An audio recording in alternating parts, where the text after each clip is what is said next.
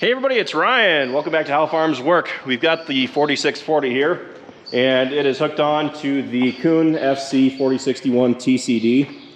And we're gonna go mow some hay today. So Travis already left with the 7600 and the John Deere mower. So we're gonna be heading down there as well and mowing to help them try to mow faster. So we had a mower just like this last year. It's pretty much the exact same mower. The difference is that this one has a impeller on it instead of a roller. So using an impeller is typically better for grass, which is a lot of what we do. Typically we do more grass than alfalfa. However, I did like the performance of the roller last year. It's just that with all of the hay down at the valley, the impeller is more suited for grass because it's more aggressive, whereas a roller is more gentler on the alfalfa. It's got broadleaves on it, so it's more fragile. You're more likely to lose leaves with an impeller than you are with a roller. But the one feature that this does have is the 2-speed for the conditioner, which is actually pretty nice. So this is a brand new mower. It's never been used. Nice new paint underneath, and we're gonna take it down to the valley and start mowing. So let's hop in the 4640, fuel it up, and head down.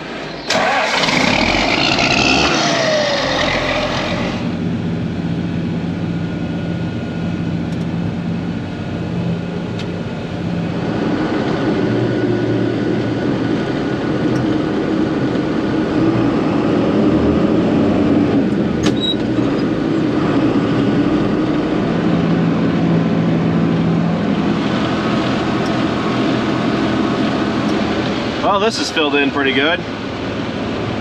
Some of it with weeds, but for the most part, it's pretty good. I just got a text from Travis, and he somehow got reception, but he told me to go down and cut the upper bottom, which he did the outside lap around, so I know how far out I can go. It's kind of dangerous to open it up, so that's why I used the John Deere, because if something happens to it, we'd much rather it be our own mower. But he did the outside lap, and I'm gonna cut everything on the inside now.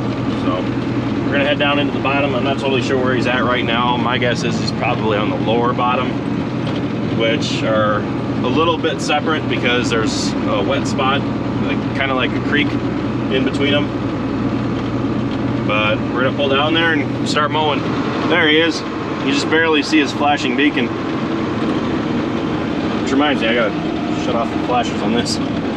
I actually haven't even fired up this mower yet, which would have been smarter to do back at the farm, but I thought about it when I left. It's like, eh, it'll be fine. I'm sure it's fine, right?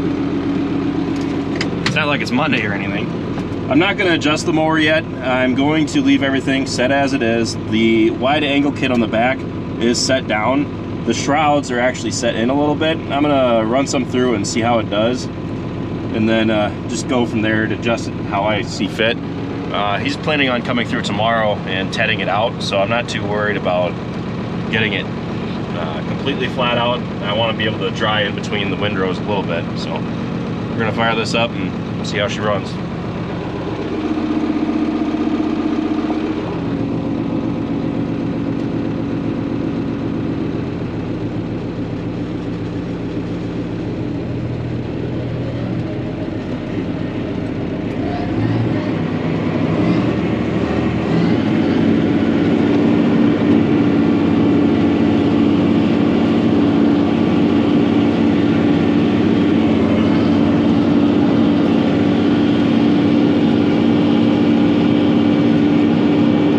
That's too narrow for me. Well, that's fancy. Can you still run it with that? With the tires all? I don't want you hitting the tire. That's not hitting the tire, it's nowhere close. Then I wish I could go wider. As wide as you can.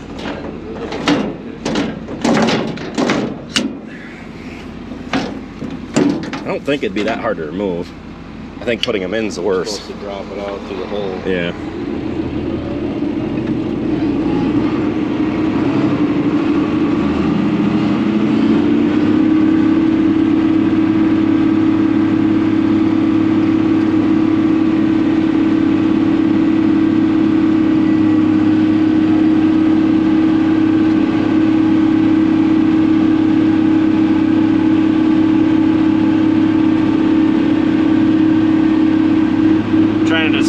want to take those shrouds out or not. Yeah, we're gonna take them out. It's not that bad. All you got to do is move the ends over to the holes and drop them out.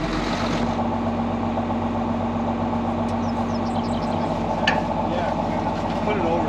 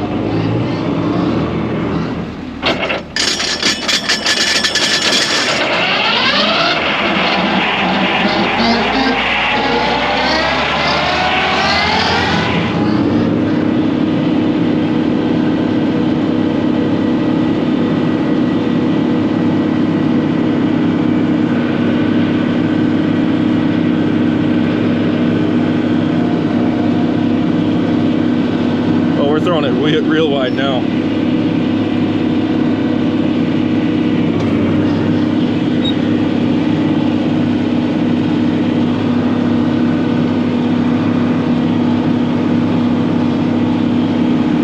There's a few things that I'm noticing on this mower that they updated from the one we had last year that I really like. The fact that those shrouds can be hung on the tongue is really nice, and the fact that they're about, I would honestly say that they're about half as heavy as they were last year. I mean, you don't struggle to pull them off like I did before last year, so they definitely designed them to be lighter so that you can handle them easier. That's really nice. It's definitely a one-person job now to be able to take those shrouds out compared to last year. You can still do it one person, but you really had to struggle. Doing a really nice job at cutting this. I think I like this mower better than the one we had last year. It's basically laying it out as wide as I'm cutting, which is what we want. There's a little bit of space in between the rows, but just enough to let it start drying underneath, but there's not any moisture underneath the grass. It's been dry. Looks like it's doing really good. It's cutting off the grass at a good height, so I'm not worried about adjusting the height at all. It's taking that heavier material like a champ.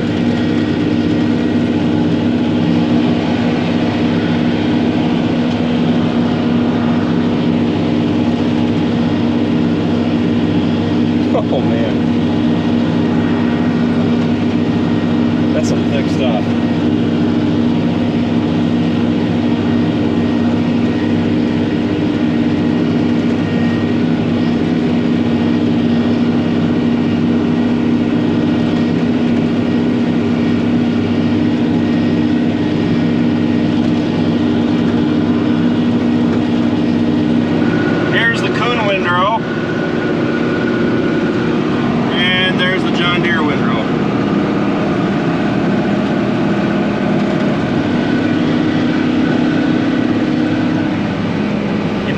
Something the mower didn't like.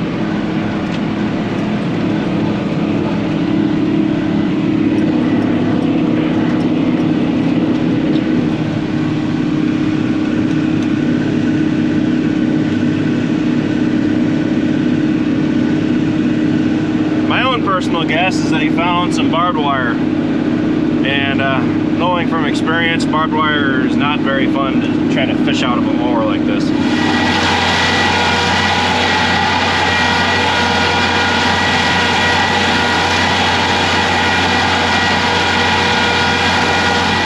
This stuff is so thick that it's wrapping around the PTO on the tractor. It's not because of the mower, but I started to smell something funny.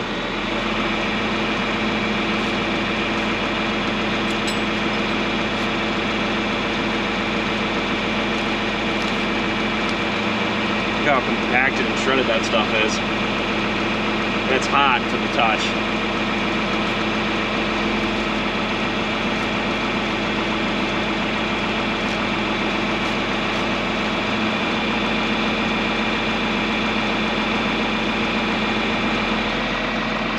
We got it all cleaned out now, and I'd say that that was probably the result of that PTO adapter that we've got on there, that we've always had on the 46. It's never been an issue until now. The stuff just might be so tall that even after I'm running over the windrow, it's sticking up through there and just catching behind that PTO extension, which you're not technically supposed to be using one of those PTO adapters. So even the Kuhn guy said that they make them with the large 1000 for a situation like this, so we could have gotten one.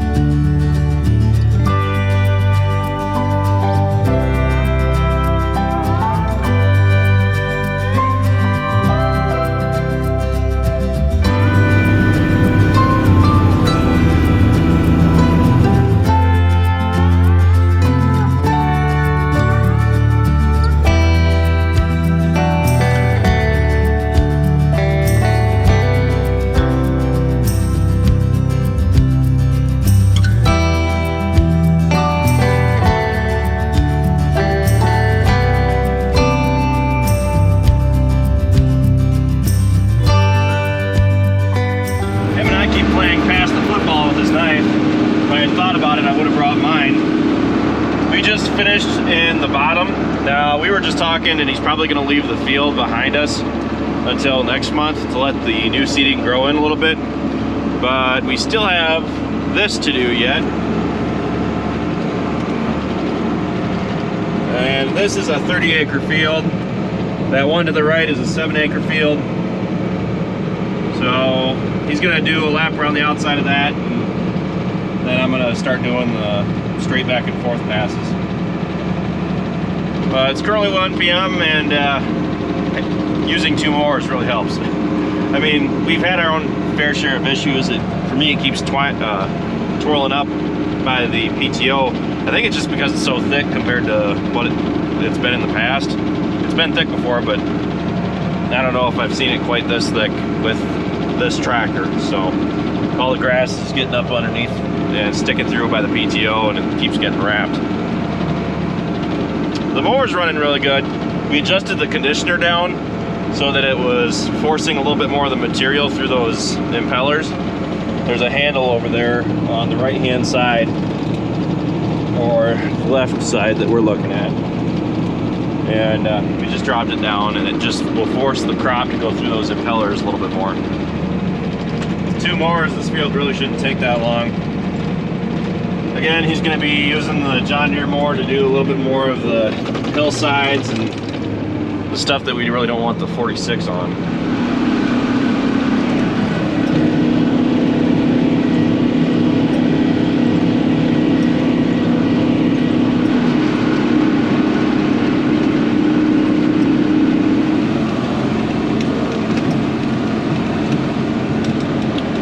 7 acres to go. Travis is already working on it. Let's wrap this up.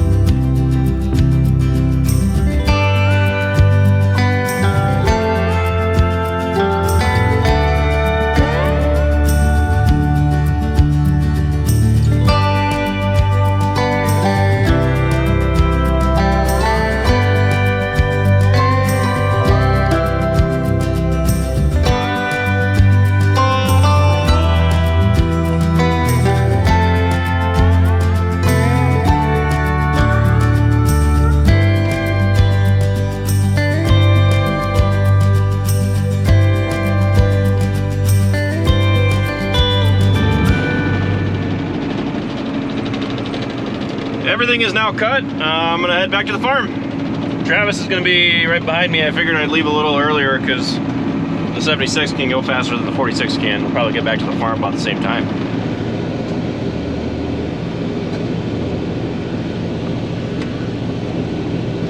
All right, we just got back to the farm, and that's a wrap for today.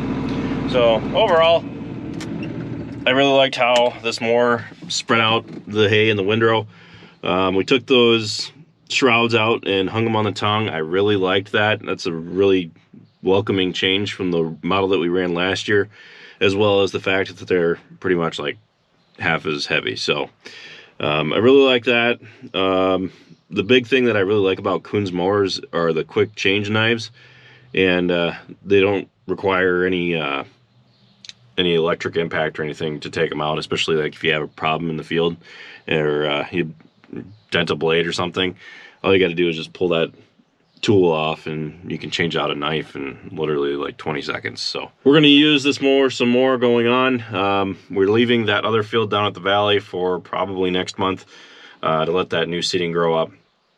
But we're going to be spending the next week probably raking that up down there and gathering those bales in. So be sure to watch out for that. And yeah, that's pretty much it for this video. Thanks for watching, guys. Be sure to check out all of our other videos. Be sure to like, comment, and subscribe. And be sure to follow us on Facebook, Instagram, Twitter, and Snapchat. All how farms work. And with that, I'll see you next time.